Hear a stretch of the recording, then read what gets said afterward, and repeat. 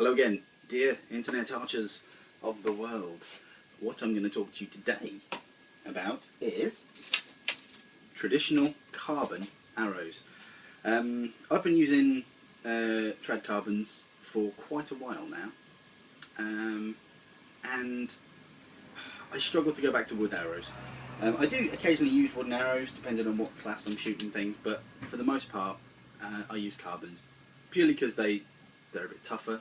They you don't break as many, which is a massive plus point for me.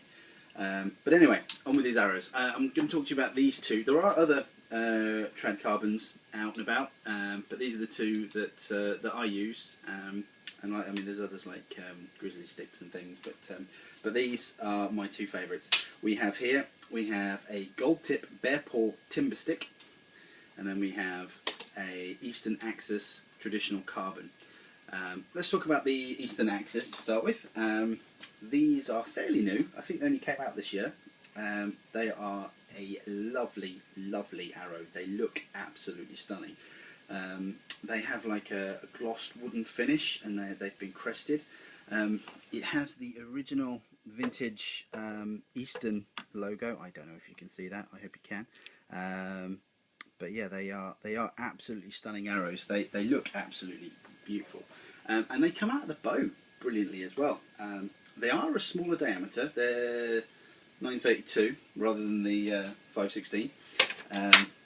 So they are a thinner diameter, but which gives them a bit more penetration. They are slightly heavier than the timber sticks. I think these work out at about 8.9, where the timber stick is, it's on there, 7.6. So although there is a smaller diameter, they are a heavier arrow. But yeah, these are absolutely cracking.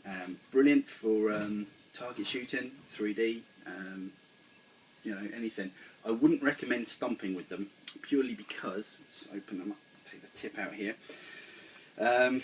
It doesn't have a collar like the timber stick. It's just the point. I mean, these are 80 grain points. They sit directly sort of on top of the carbon. There's an insert that you drop in about half an inch down. So the actual insert is in here. So that I wouldn't say they're as strong at the front. So I wouldn't go stumping with them. But I know people use them for hunting. Not that I hunt, but people do use them for hunting. And they hold up very well. The reviews are great. I'm really pleased with these arrows. I love them. The downside is they're not very tough, and they do mark. Especially if you get some tight groups, or you take a funny miss and you hit something. This coating, this lovely coating, it does come off, it does chip, and it does mark, which is a hell of a shame, because these are some stunning arrows. But yeah, so that's the Easton Axis. It's what I'm shooting at the moment out of my Falco, and I love them. I check them out. They work out slightly cheaper than the GT Traditionals, but yeah, there we go. That is the Easton Axis Traditional. Very good arrow. Then we move on to the timber stick. Now, I would call this a workhorse. These arrows have never ever let me down. They're not as pretty. I'll say that they're not as pretty, but they just never let me down. I mean, I've broken a couple, but it's my third. I've got 3 dozen of these, and I've maybe broken 6, and that's a couple of them were Robin Hoods. I have shot them into a wall by accident. It was a funny thing, but I shot one into a brick wall, shot the neck out and split the back. But apart from that, they seem relatively tough. They have a collar. The insert has a collar on, so you've got an added bit of protection on the front, and it's quite a long insert. Comes down to about there. You screw the 516 point into there, so it's a nice solid arrow, perfect for stumping. Put your judos on there. You don't. I mean, I've stumped without judos. I've just gone with the combo point there. But yeah, these are absolute workhorses. They have a lovely wood finish. It's not gloss like the other one, so it doesn't mark as much. The cresting on them is very basic. It just says what it says on the tin. It just says timber stick, spine weight, and a bit of information. So nothing fancy. Yeah, but these are. I love these arrows also. They're the first trad carbons I started using. I mean, these weigh a little less than the others. They're 7.6 grains, so it's you know, you can't really go wrong with these arrows. They are slightly more expensive, but that might be where I'm getting them from. You can check your retailers and whatnot, but yeah, these.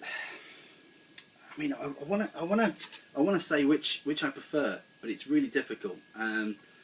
These look great, fly great. These don't look so great, fly great, but are very tough. So it's whatever you want, really. But yeah, I just thought I'd introduce you to some traditional carbons. Make your own mind up.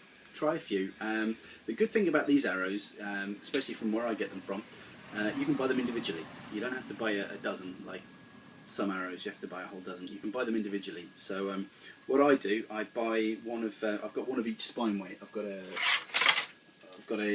I mean, this is a 500. This is a. What do we have here? This is a 400 spine, and I've got a 600 spine there.